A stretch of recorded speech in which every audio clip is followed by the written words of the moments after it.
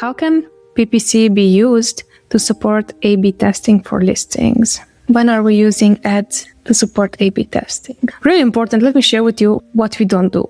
So whenever we have any A/B testing, when it comes down to listing, we are not going to increase the ad spend, decrease the ad spend. We aim to allocate the same or similar amount of ad spend. Why is this important? Is because what we don't want to do is generate false evidence for things that they work or they do not work. So whenever we would do A/B testings for listing, let's say we're testing the creatives for a listing, we would allocate exactly the same ad spend or very similar ad spend like we did for the past. If we're running this testing for 2 weeks, for the last 2 weeks. If we're running it for the last month, for the last month. Why am I saying this? Is because most of the time, whenever we did tests, and again, learning from experience, what we noticed is that if we're going to run too many things at the same time, what we're going to end up with is with false positives that things work the way that we expected, or false negatives that things do not work. So really important, if you are going to do any testing, either testing your